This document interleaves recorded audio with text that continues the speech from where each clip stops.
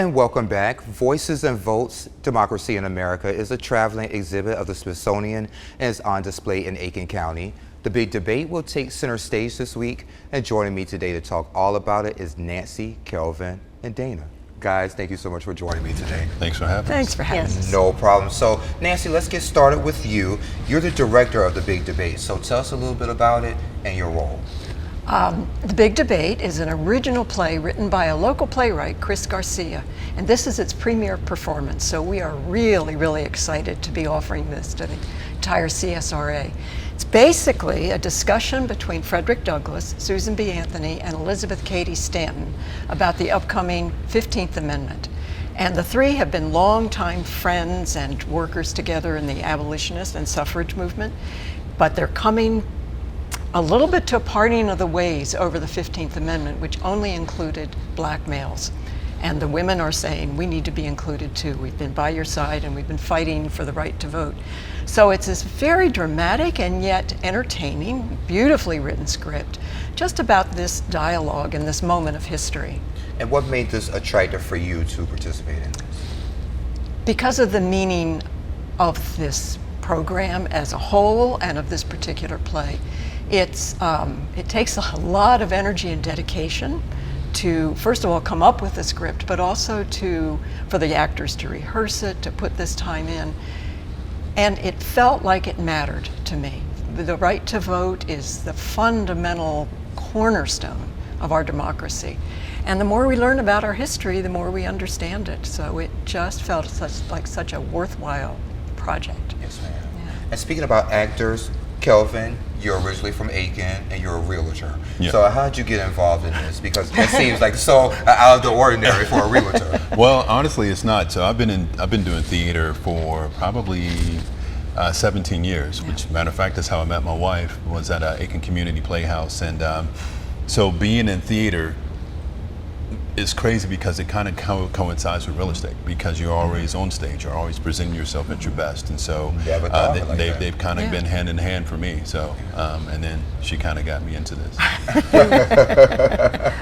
So Frederick Douglass, how did you get involved with that? Well, Nancy sent a text to me. I think she kind of played me, but she sent me a text, and she was actually originally looking to see if I could find somebody to play the role, because she knows my schedule was super busy, and she gave me a little insight on the role, and I was like, you know what? I like to play the role. I don't know much about Frederick Douglass, and it's a perfect time to learn. And she gave me the script, and she said, well, here it is, look over and let me know if you can do it. And I've been hooked ever since. Wow. Yeah. And Dana, you've been in theater for about 30 years now. Yes. Wow. Yeah. You look like you could be 30. You're sweet. So Susan B. Anthony, how did you get connected with that? Well, I have a degree in history and one in performing arts.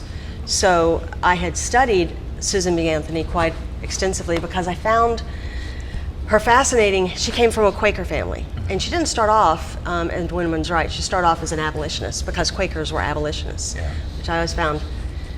They're pacifists, so people think they're cowards, but they're not. They always have stood up for injustice to the detriment of their own lives in the past. And they were a huge part of the Underground Railroad. Her family was Quaker. And so her father raised her, stand up for injustice. This is wrong, you should not allow it to happen. And so she started off as an abolitionist, and as time went on, she saw more and more justice. She got involved in the temperance movement, and the temperance movement was to help stop domestic abuse because men were getting drunk. And so they wanted to stop that. They thought the drinking was the problem. And that didn't work anyway. But so she got involved in the temperance movement, which made her realize that there were some issues with women. She realized it, but there was a bigger issue, and that's what started her saying women need to vote. They need to be able to have some power over their own lives. But then, of course, Frederick Douglass, he was saying, so they worked together. He was, they've got it bad too. Okay. But in the end, with the 15th Amendment, he had a point. Lynching was a huge problem. Absolutely. And he was scared that if he put women on it, because they were listening to him to an extent at this point, and that's why the big debate is we're trying to get him to put women on it for us, because you now have some power. But he was right. It wasn't going to pass if he tried to put women on it, and he African Americans needed the vote so that they could vote to pass legislation against lynching.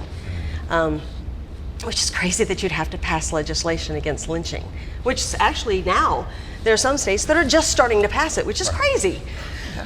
This is 2022, right? I know!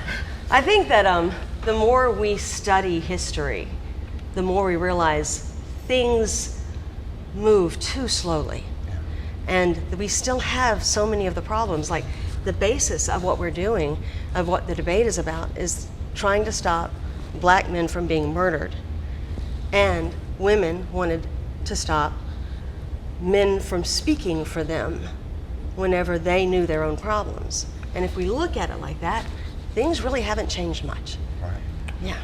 So One of the things that really attracted me when you start to dissect the role is the relationship that Susan B. Anthony and Frederick Douglass have.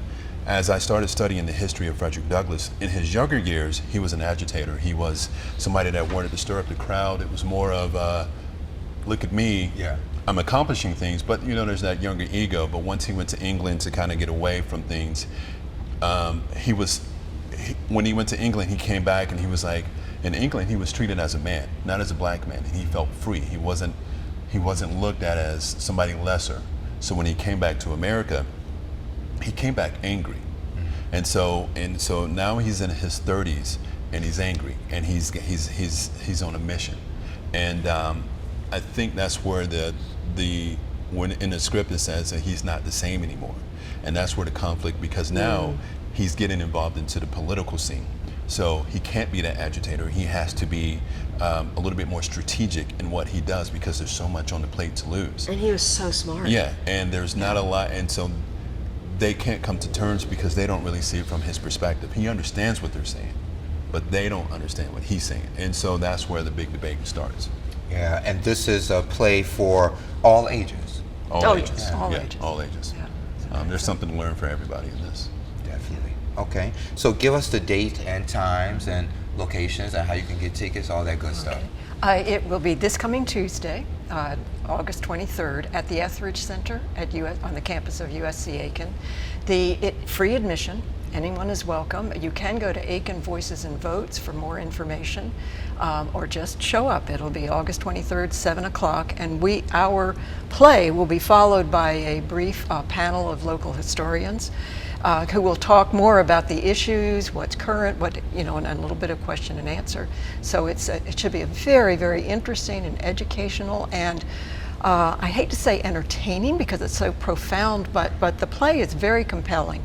And I think people will find it a real... It's written in a way to where it's not just dry history. Right. It's very interesting. Makes it very real. These become real human beings with real issues. Right? Yeah, and it's not an attack on anybody. So everybody's welcome, whether regardless of your opinion on politics. Yeah. It's about just the voting right, just humanity, human rights. Our history.